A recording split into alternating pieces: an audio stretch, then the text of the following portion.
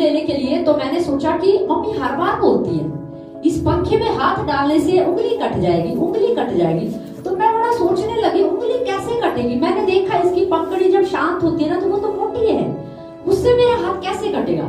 तो मैंने सोचा कि चलो एक बार ट्राई करके देखते हैं। तो मम्मी थी नहीं घर पे और नीचे स्पेस होता था। नीचे क्या होता था? स्पेस होता था। तो मैंने उसमें से ना ये शायद हाँ यही वाली उंगली है शायद, और मैंने नीचे से ये उंगली जो है उसके अंदर डाल के देखा तो मेरा एकदम से ऐसे कट गया, इतना कट गया और मैं जोर जोर से चिल्ला रही, रो रही। अब मैं सोचू कि मम्मी आपकी वजह से हो गया, मम्मी आपने कर दिया। अब बताइए वो किसकी गलती से कटा है? खुद की गलती की वजह से, क्योंकि मम्मी ने तो बोला था बेटा इसको हाथ है मत लगाना, उंगली क्या हो जाएगी? कट जाएगी। तो इंसान का ना स्वभाव होता है कि नहीं जो चीज मना की है ना वही हमें क्या है? करना है। तो ये क्या होता है? इंसान का स्वभाव होता है। कई बार लोग कहते हैं परमेश्वर सब कुछ रोक क्यों नहीं देता, सब कुछ बदल क्यों नहीं देता, परमेश्वर को तो सब कुछ पता है। लेकिन आपको पता परमेश्वर ने मनुष्य बनाया है। क्या बनाया है? इंसान बनाया है जिसके अंदर बुद्धि है, विवेक है, संयम है, धीरज है, उसके अंदर ज्ञान है, उसे सही गलत का पता है। उसे पता है कि मैं अगर आग में हाथ डालूंगा तो हाथ क्या हो जाएगा? जल जाएगा। पर फिर भी वो ये सोचते परमेश्वर सब कुछ रोक क्यों नहीं देता, कुछ कर क्यों नहीं देता। नहीं, परमेश्वर ने मनुष्य बनाया, रोबोट नहीं बनाया। रोबोट का कंट्रोल क्या होता है? हमारे हाथ में होता है ना। टीवी का रिमोट कंट्रोल भी हमारे हाथ में होता है। टीवी अपने आप से चल जाएगा क्या? नहीं, उसकी हिम्मत ही नहीं है वो अपने आप से चल रहा है। समझ लो, उसकी हिम्मत ही नहीं है वो अपने हाथ से चल जाए, अपने आप से चल जाए, उसको चलाना पड़ेगा। सोचो अगर परमेश्वर के पास आपका रिमोट कंट्रोल आ जाए, परमेश्वर आपका एक रिमोट कंट्रोल बना दे, तो ये जो आप कहीं भी जाके बैठ जाते हो ना, कहीं भी जाके घूमते हो, किसी के साथ भी बैठते हो, कुछ भी अपनी जुबान से निकाल देते हो, किसी के साथ भी लड़ पड़ते हो, किसी को भी कुछ भी बोल देते हो, फिर सारा क्या हो जाएगा? बंद हो जाएगा। परमेश्वर कहेगा, वो कहेगा अरे मैं जो अपने दोस्तों के साथ पार्टी मनाने जाना, परमेश्वर के हाथ में रिमोट कंट्रोल होगा, बोलेगा बटन दबा दे, इसको जाना ही नहीं है, इसको नहीं भेजना है। सोचो अगर परमेश्वर के हाथ में रिमोट कंट्रोल हो तो फिर हम क्या करेंगे? बच्चे जब माँ बाप जब बार बार बच्चों को टोकते हैं, आप भी बच्चे हो, जितने जो बड़े हो चुके हैं वो भी कभी बच्चे होंगे, बचपन की बातें कुछ तो याद होंगी, सारे नहीं भूले होंगे, हमें भी याद है ना। तो जब हमारे माँ बाप हमें बचपन में कुछ कहते थे, बार बार रोकना, बार बार टोकना, उससे नहीं मिलना, वो अच्छा नहीं है, वो अच्छी नहीं है, उनके घर नहीं जाना, तो हमें क्या लगता होगा? हम इरिटेट हो जाते होंगे ना। ये मम्मी को जब देखो यही काम है, पापा जब देखो यही बोलते रहे, उससे नहीं मिलना, उससे नहीं मिलना, वहां नहीं जाना। तो हम क्या हो जाते थे? गुस्सा आ जाता था, क्या मम्मी आप हर टाइम यही काम है आपको, वहां नहीं जाना, ये नहीं करना, ये नहीं खाना, वो नहीं पीना। तो हम क्या हो जाते हैं? गुस्से में आ जाते हैं। आज कई बार हमारे बच्चे भी है ना, अगर उनको बार बार आप टोकोगे ना, बार बार आप टोक के देखो वो क्या बोलेंगे आपको। समझ, अगर परमेश्वर के हाथ में रिमोट कंट्रोल आ जाए ना, जिनके जो हमारे माँ बाप है, जिनको हम देखते हैं, जो हमारे सामने हैं, जिन्होंने हमें जन्म दिया है, जब हम उनको जवाब दे सकते हैं ना, जब हम उनकी बर्दाश्त नहीं कर पा रहे, उनको उनकी बात को सहन नहीं कर पाते हैं, तो सोचो परमेश्वर की रोक टोक को कैसे सहन कर पाएंगे। समझ, हमें क्या लगता है, कई बार कुछ लोग बोलते हैं परमेश्वर को तो सब पता है, वो रोक क्यों नहीं देता? वो इसीलिए नहीं रोकता क्योंकि विद्रोह करने लग जाएगा मनुष्य। कई बार बच्चे जिद में आके अपने माँ बाप के विरुद्ध में नहीं खड़े हो जाते हैं, विद्रोह करने लगते हैं माँ बाप का, हम नहीं करेंगे, हम नहीं मानेंगे। तो परमेश्वर भी अगर बात बात पे टोकने लग जाए ना, रोकने लग जाए, तो मनुष्य परमेश्वर का भी विद्रोह करने लग जाए। इसीलिए परमेश्वर ने अदन की वाटिका में जब आदम को बनाया ना, तो एक आज्ञा वहां पर दी। क्या थी? एक आज्ञा वहां पे दी। क्यों ना एक वचन पढ़ेंगे, उत्पत्ति 1 अध्याय उसका 28 आयत पढ़ेगा। और परमेश्वर ने उनको आशीष दी और उनसे कहा, फूलो फलो और पृथ्वी में भर जाओ और उसको अपने वश में कर लो और समुद्र की मछलियों तथा आकाश के पक्षियों और पृथ्वी पर रेंगने वाले सब जंतुओं पर अधिकार रखो। बस ध्यान से सुनो, अब इसको धीरे धीरे पढ़ना जरा। और परमेश्वर ने उनको आशीष दी। परमेश्वर ने उनको आशीष दी। किसको आशीष दी? आदम और हवा को। परमेश्वर ने पहले मनुष्य को बनाया, पहले आदम को बनाया और उसी आदम से उसने एक स्त्री को बनाया। किसको बनाया? एक स्त्री को बनाया। उसके लिए उसकी पत्नी करके उसको ठहराया। उसकी जो राइट पसली है उसको निकाल करके उसने क्या बनाया? एक स्त्री को बनाया। और फिर परमेश्वर ने उनको जो है आशीष दी और उनको कहा फूलो फलो और पृथ्वी में क्या हो जाओ? भर जाओ। और आगे क्या बोला? और उसको अपने वश में कर लो। और पृथ्वी को अपने क्या कर लो? वश में कर लो। पृथ्वी को क्या कर लो? अपने वश में कर लो। और आगे क्या लिखा है?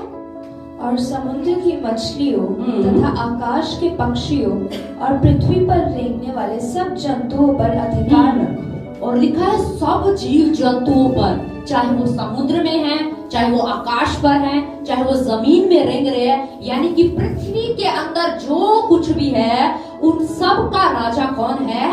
आदम। उन सब का राजा परमेश्वर ने किसने बनाया? किसको बनाया? आदम को। जबकि सृष्टि को किसने बनाया? पृथ्वी को किसने बनाया? पेड़ पौधों को किसने बनाया? जीव जंतु को किसने बनाया? लेकिन सब कुछ बनाने के बाद परमेश्वर आदम से कह रहा, आदम जरा इधर आ, इस पशु का नाम तो रख। जबकि बनाया किसने था?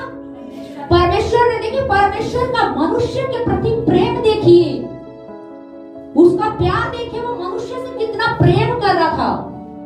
आज माँ बाप एक बच्चा पैदा करते हैं, वो कहते हैं बच्चे का नाम हम ही रखेंगे क्योंकि हमने पैदा किया है। अच्छी बात है, गलत बात नहीं, आप गलत मत लेके जाना। पर मैं एक बात बता रही हूँ, समझ। आज हम किसी चीज का नाम रखते हैं, कोई चीज बनाते हैं। हेलो, आवाज आ रही है? जब हम किसी चीज को बनाते हैं तो हम क्या सोचते हैं? इसका नाम हम ही रखेंगे। क्या रखेंगे? हम रखेंगे क्योंकि हमने इसे क्या किया है?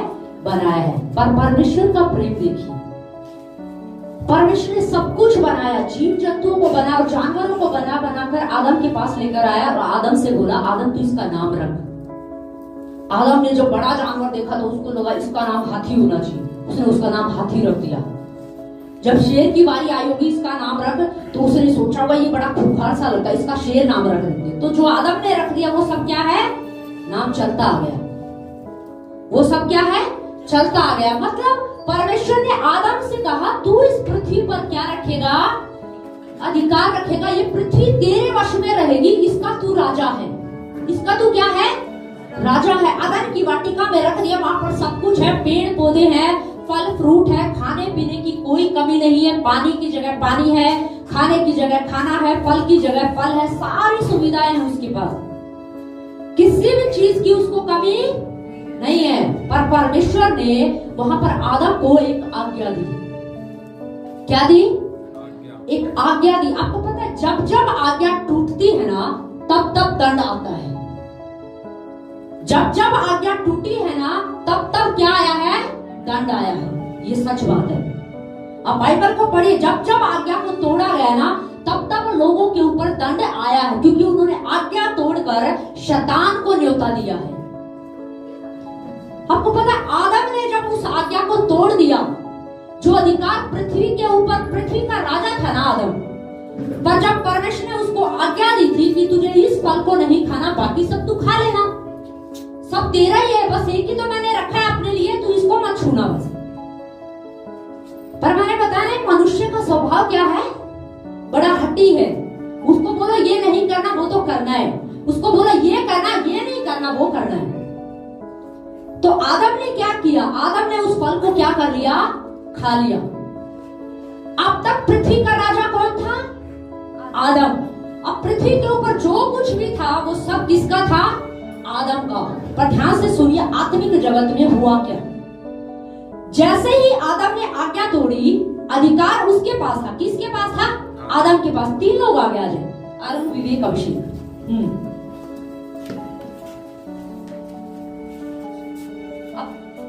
तीनों में से मान लीजिए, हाँ इधर आ जाइए। मान लीजिए ये आदम है, ठीक है, ये क्या है, ये आदम है। और ये बताने के लिए, समझाने के लिए मैं बोल रही हूँ, आप सच में उस दृष्टि से मत देखना, ठीक है। ये कौन है, ये आदम है, ये शैतान है, और ये कौन है, यीशु मसीह, ठीक है, समझने के लिए, ठीक है। इनको वैसे दृष्टि से मत देखना। उदाहरण के तौर पर, अब आदम के पास अधिकार था, किसके पास अधिकार है, हाँ आदम के पास अधिकार है, ये समझ लो, ये अधिकार है, ये आदम के पास है ये अधिकार। अब आदम ने आज्ञा तोड़ दी, अब तक इसके ऊपर किसका अधिकार था, आदम का। पूरी पृथ्वी के ऊपर राज कौन कर रहा था, आदम। राजा कौन था, आदम। सारे जीव जंतुओं के ऊपर अधिकारी कौन था, आदम। हर चीज के ऊपर, पृथ्वी के अंदर जो भी उत्पन्न हो रहा था या जो उत्पन्न किया गया था, उन सब के ऊपर अधिकारी कौन था, आदम। पर आदम ने आज्ञा तोड़ दी। अब आज्ञा तोड़ने से क्या हुआ, ये जो अधिकार था अब ये किसके पास आ गया, शैतान के पास। अब ये किसके पास आ गया, शैतान के पास। ये बाइबल है, थोड़ा मेरे को अनकंफर्टेबल लग रहा है, कुछ और यूज कर लेते हैं हम लोग। हाँ ठीक है, ये अधिकार किसके पास आ गया, शैतान के पास। अब इस अधिकार देखो, जो पृथ्वी का जो सारा अधिकार था, पृथ्वी के ऊपर जो भी चीजें थे, पृथ्वी के अंदर जो कुछ था, वो सब किसके पास आ गया, शैतान के पास। अब राजा कौन हो गया, शैतान।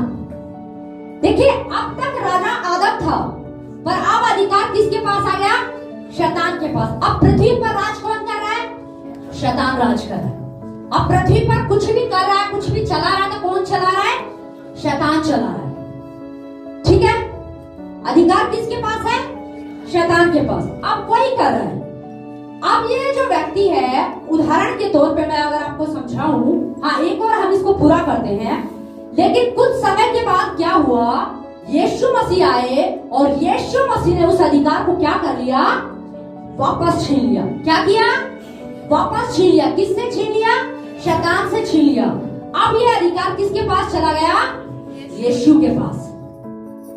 ये किसके पास चला गया, यीशु के पास। इसको अब हम और गहराई से समझेंगे। बैठ जाइए आप। देखिए, ध्यान से सुनिए। पहले अधिकारी राजा कौन था, आदम था।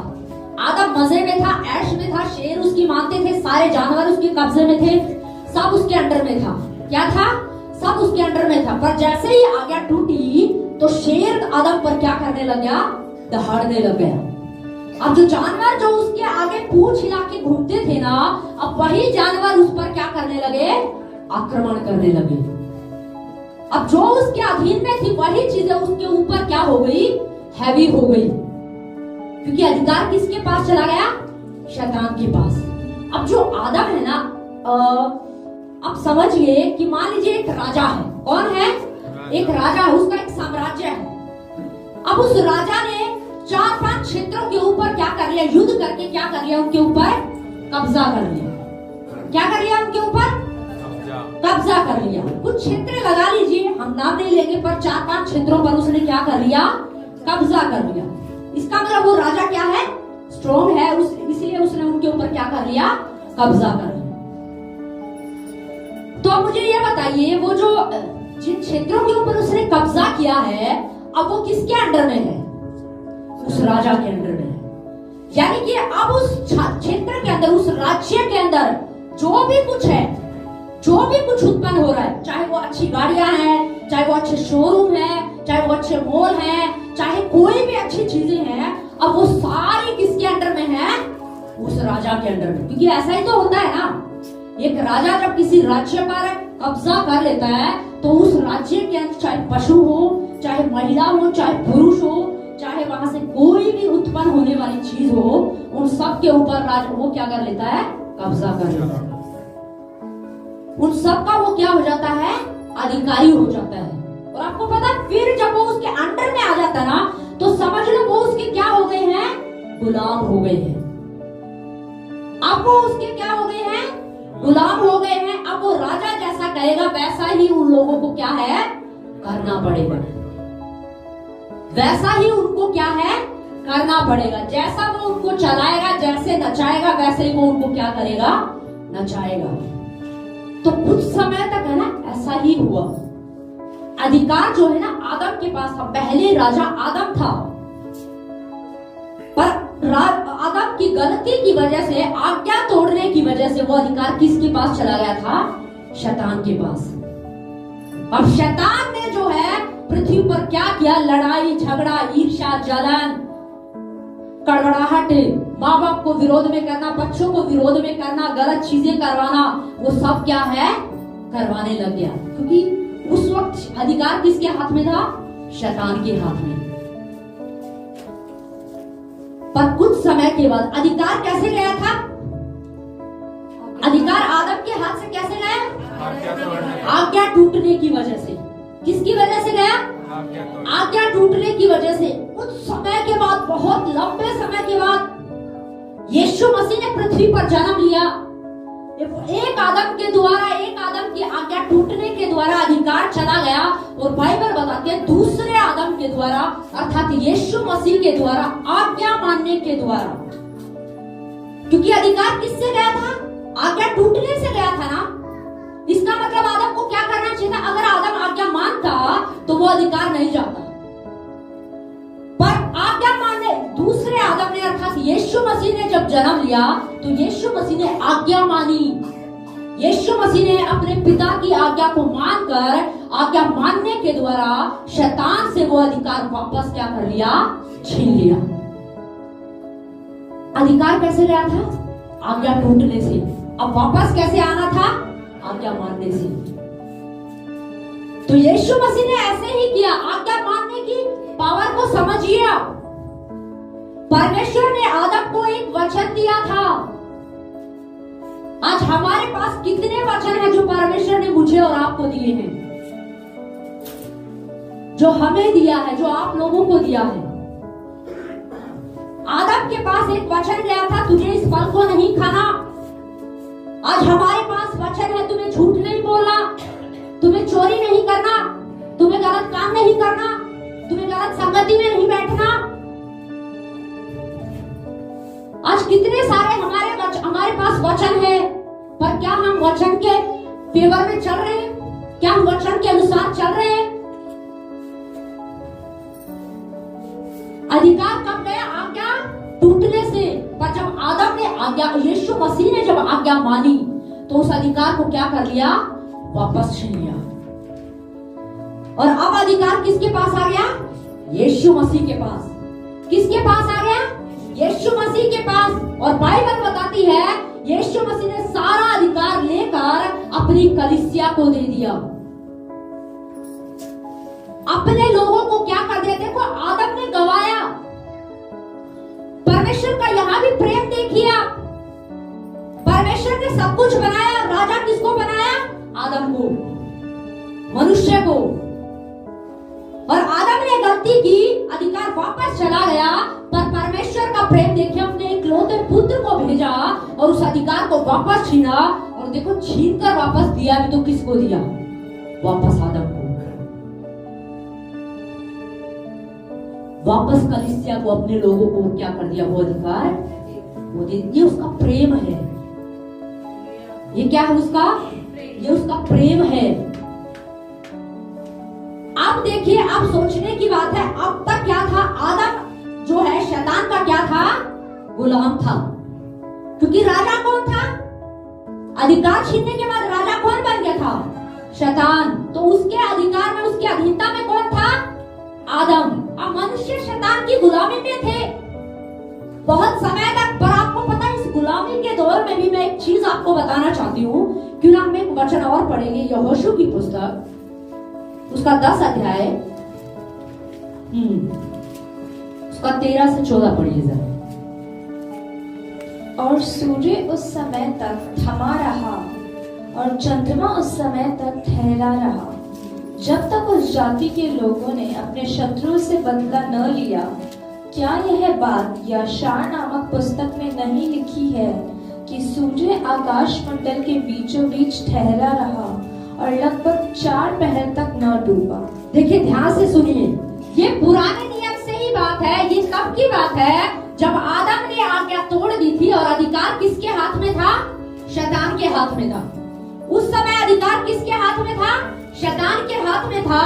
पर आपको आज्ञाकारी था कि मैं बात बता रही हूँ कि परमेश्वर जब जब अपने लोगों को वचन देता है ना, जब जब आज्ञा देता है और उस आज्ञा के अनुसार हम करते हैं ना, उस आज्ञा के अनुसार हम चलते हैं, तो ब्लेसिंग आती है। हालेलुया।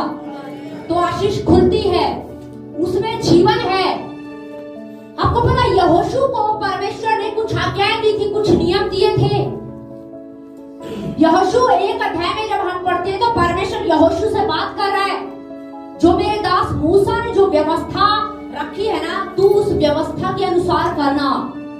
जो वचन उसने लिखा है ना, जो उसके द्वारा दी गई है व्यवस्था, तू उसके अनुसार क्या है करना, उसी के अनुसार चलना। ना तो तू दाएं मुड़ना, ना तू बाएं मुड़ना, तू इसी में ध्यान दिए रहना। और बाइबल बताते यहोशू जो है बिल्कुल उसी में ध्यान दिए रहता था। जो वचन, जो आज्ञा परमेश्वर ने उसको दी थी ना, वो उसके अनुसार चल रहा था। देखिए यहोशू अनुग्रह में नहीं था। ध्यान से सुनिए, यहोशू अनुग्रह में नहीं था। मैं और आप अनुग्रह में हैं, ये याद रखिए इस बात को। यहोशू पुत्र नहीं था, क्योंकि पुराने नियम में परमेश्वर ने मनुष्य को संतान होने का अधिकार नहीं दिया था। वो सेवक थे, दास हो सकते थे, दास थे, सेवक थे, पर संतान नहीं थे। पर मैं और आप अब क्या है? संतान है। यहोशू के पास देखे वो अनुग्रह में नहीं था, वो संतान नहीं था, पर लेकिन क्या हुआ? उसके कहने से सूर्य क्या हो गया? रुक गया। ऐसा क्या था कि यहोशू ने बोला कि 4 पहर तक सूर्य क्या हो जाए? थम जाए, अपने स्थान पर रुक जाए। और लिखा वो एक ही जगह क्या हो गया? रुक गया। क्योंकि यहोशू क्या था? आज्ञाकारी था। यहोशू आज्ञा मानने के अनुसार ही वो ये कर पाया। जब यहोशू अनुग्रह में नहीं है, आज्ञा संतान के उसमें नहीं था, तब भी उसकी आज्ञा मानने से इतना प्रभाव आया। तो सोचिए, मैं और आप तो अनुग्रह में है, मैं और आप उसकी संतान है। जब हम उसकी आज्ञा को मानेंगे, उसके अनुसार चलेंगे, तो हमारे लिए क्या कुछ नहीं होगा। हमारे लिए क्या कुछ नहीं होगा। यीशु मसीह ने शैतान से वापस उस अधिकार को छीन लिया, उस साम्राज्य को क्या कर लिया? वापस शैतान से क्या कर लिया? छीन लिया। और वो किसको दे दिया? आदम को दे दिया। किसको दे दिया? आदम को दे दिया। तो पृथ्वी का राजा कौन है? बोलो मैं। पृथ्वी का राजा कौन है? बोलो मैं। लेकिन क्या हम इस अधिकार में चल रहे हैं क्या? अब सोच के देखिए। अब सब कुछ हमारे हाथ में, परमेश्वर ने सब कुछ कलीसिया के हाथ में दे दिया है।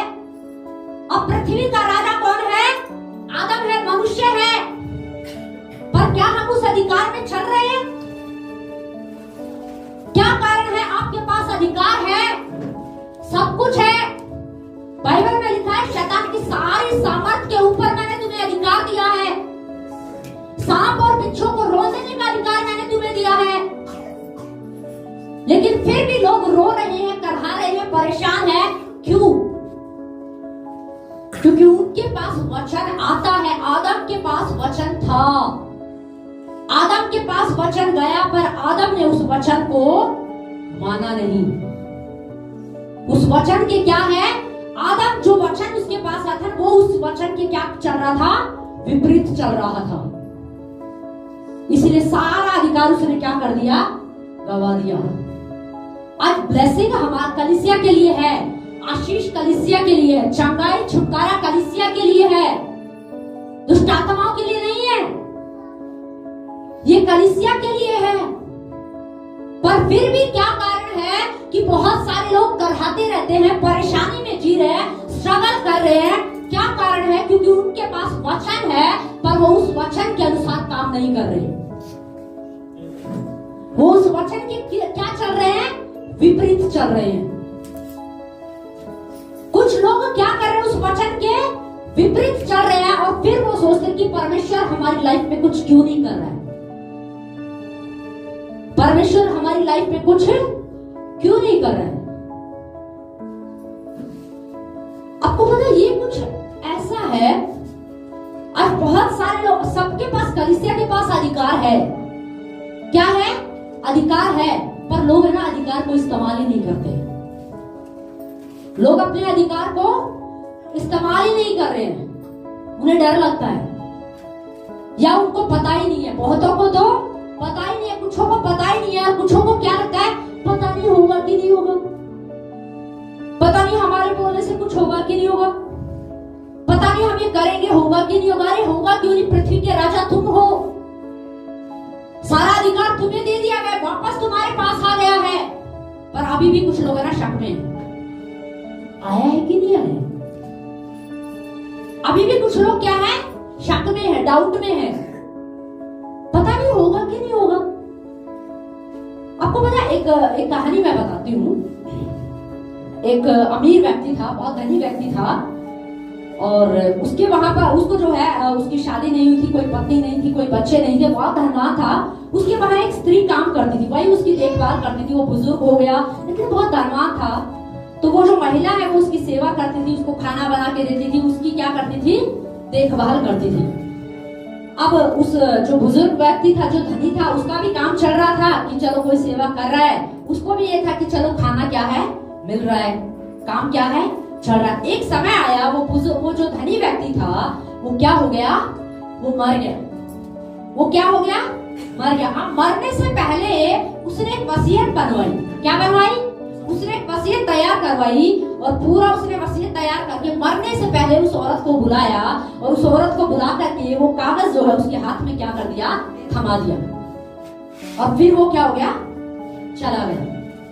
तो उस औरत ने बड़ा दुख हुआ कि मेरा मालिक चला गया है, अब मेरा काम कैसे चलेगा, मैं क्या खाऊंगी, मेरी कोई देखभाल करने वाला नहीं है, अब मैं क्या करूं। तो उसने सोचा कि चलो मेरे मालिक ने कुछ कागज दिया है, मैं इसको बड़ा संभाल के रखती हूँ, आखिरी कागज है, शायद कोई काम का होगा या जो भी कुछ है, कुछ भी सोचा उसने। अब उसने उस कागज को बड़ा ही जो है फ्रेम में जड़वा के, उसको फ्रेम लगा के अच्छे से दीवार पे जाके क्या कर दिया, उसको सजा दिया। कुछ समय बाद वो स्त्री क्या हो गई, मर गई। कुछ समय बाद क्या, वो महिला मर गई, और जांच करने पे पता चला कि वो महिला के मरने का कारण क्या था, भूखमरी, कि वो भूख के कारण क्या हो गई, मर गई। और बाद में पता चला, देखा गया कि वहां पर जब वो जो फ्रेम लगा हुआ था उसको जब उतार के देखा गया, देखा कि अरे ये औरत तो बहुत धनी है, ये जो औरत मर गई है, जो भूख के कारण मर गई है, ये तो सारी, ये जो पूरा बड़ा घर है, ये जो बंगला है, ये तो पूरी प्रॉपर्टी की मालकिन है। और आप सोच के देखिए वो किससे मर गई, भूख के कारण, जबकि वो पूरे घर की क्या थी, मालकिन थी, सब कुछ उसके पास था, अधिकार उसके हाथ में था, पर उसको पता ही नहीं था क्योंकि वो पढ़ी लिखी नहीं थी। आज कलीसिया में भी ना कुछ लोग ऐसे ही हैं, कलीसिया में भी कुछ लोग ऐसे ही हैं, अधिकार है उनके पास, बीमारी को डांटने का, श्रापों को डांटने का, कर्जे को डांटने का, समस्याओं को डांटने का, पर उन्हें पता ही नहीं वो अधिकार का क्या नहीं कर रहे, इस्तेमाल ही नहीं कर रहे, क्योंकि कुछ लोगों को पता ही नहीं है। जबकि अधिकार क्या है, हमारे हाथ में है, पर हम उस अधिकार को इस्तेमाल नहीं कर रहे हैं। बहुत से लोग हैं जिन्हें अधिकार का पता ही नहीं है, बस वो ऐसे ही चल रहे हैं। आज हमें समझना है, यीशु मसीह ने शैतान से वो अधिकार वापस क्या कर लिया, छीन लिया है। अब पृथ्वी का राजा जो है ना, वो आदम है, अगर देखा जाए तो वो मनुष्य है। बाइबल में एक जगह पर एक वचन लिखा हुआ है, पृथ्वी जो है ना परमेश्वर के पुत्रों के प्रकट होने की बाट जो हो रही है। मैं बड़ा सोच रही थी कि ये क्या है कि पृथ्वी परमेश्वर के पुत्रों के प्रकट होने की बाट जो हो रही है। पुत्र कौन है, मैं और आप। इसका मतलब पृथ्वी को पता है, पृथ्वी समझ रही है, उसको पता है कि ये जिस अवस्था में है ये इनकी अवस्था नहीं है,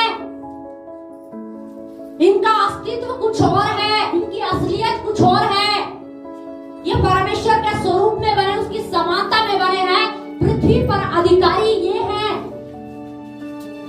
पृथ्वी के राजा ये हैं, पर काम कौन कर रहा है, राज कौन कर रहा है?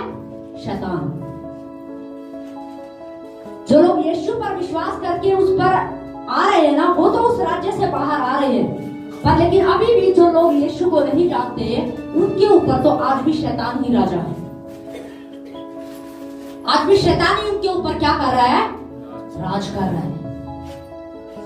पृथ्वी भी बाट हो रही है।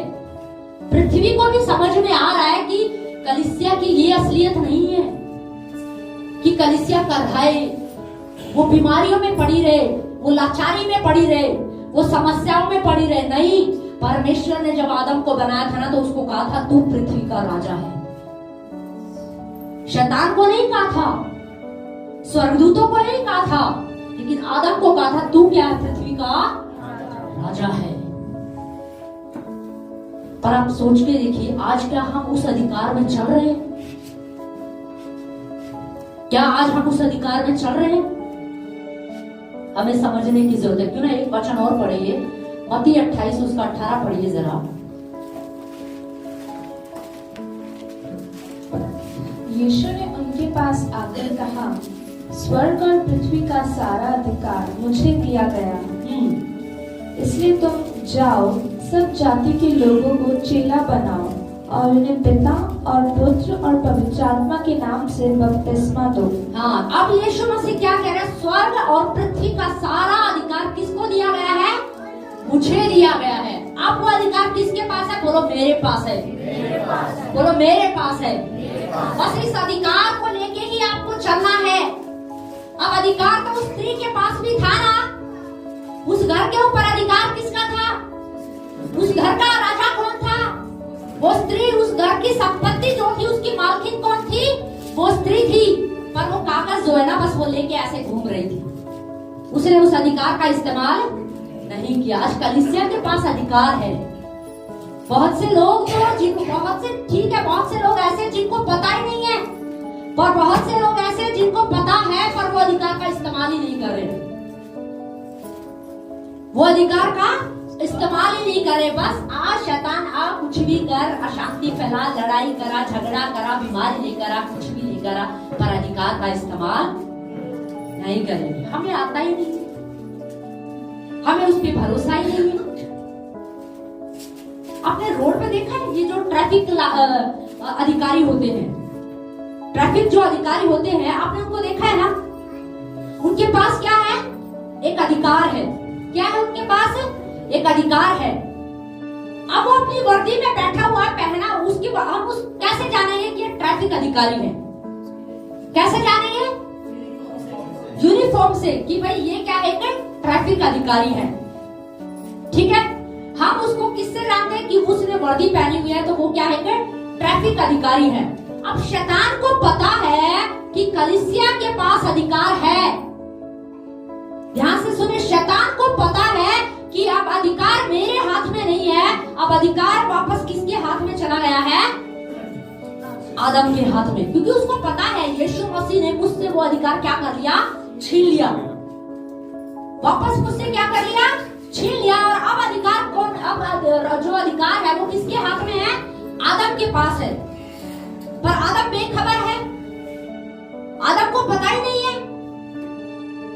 अब वो जो ट्रैफिक जो अधिकारी है ना, उसके अधिकार को हम कैसे पहचानते हैं? उसकी वर्दी से। तो शैतान को पता है इसके पास अधिकार है। ध्यान से सुनना, शैतान को पता है इसके पास अधिकार है। शैतान को पता है इसके पास अधिकार है। शैतान को पता है इसके पास अधिकार है। अब ट्रैफिक अधिकारी वर्दी में पहन के खड़ा हुआ है और अपना बैठा हुआ है, आराम से बीड़ी पी रहा, सिगरेट पी रहा है, मटर गश्ती कर रहा है, खाना खा रहा है, गोलगप्पे खा रहा है खड़ा होके। अब रेड लाइट कोई तोड़े तो तोड़े, कोई इधर से जा रहा है, कोई उधर से जा रहा है, कोई रोक नहीं है, कोई टोक नहीं है, लोगों को भी कोई डर है? कोई डर नहीं है। क्या ऐसे ट्रैफिक अधिकारी से कोई डरेगा क्या? जब तक वो रोकेगा नहीं, वो टोकेगा नहीं, क्या पब्लिक उससे डरेगी क्या? नहीं। बेखौफ लोग भाई पहले तो देखेंगे, अरे ये ट्रैफिक अधिकारी देख रहा है कि देख रहा है, फिर वो देखेंगे, अरे ये तो खा पी रहा है, मस्त बैठा है आराम से, इसको कोई फर्क नहीं पड़ रहा, चलो निकाल दो। तो सब क्या है? ऐसे ही निकालेंगे। दुर्घटनाएं हो रही है, इधर से गाड़ियां जा रही है, उधर से गाड़ियां जा रही है, उधर से जा रही है, कोई रोक नहीं है, कोई टोक नहीं है, और क्या हो रहे हैं, टकरा रहे लोग, दुर्घटनाएं हो रही है, क्योंकि ट्रैफिक अधिकारी अपने अधिकार को इस्तेमाल नहीं कर रहा है। जबकि लोगों को पता है कि इसके पास क्या है, अधिकार है, पर लोग बेखौफ है, निडर है। क्यों? क्योंकि ट्रैफिक अधिकारी ने अपने अधिकार पर ध्यान नहीं दिया है। वो अपने अधिकार का इस्तेमाल कर ही नहीं रहा है, इसीलिए पब्लिक भी बेखौफ है। आपको पता है, शैतान को पता है कलीसिया के पास अधिकार है, लेकिन वो फिर भी भगदड़ मचा रहा है। क्यों? क्योंकि उसको पता है, उसको समझ में आ गया इसके पास अधिकार है, हथियार है, पर इसको चलाना नहीं आता। अब आप तलवार लेके खड़े हो जाओ युद्ध में, कोई व्यक्ति तलवार लेके युद्ध में खड़ा हो जाए, दिखने में तो क्या है, लंबा है, चौड़ा है,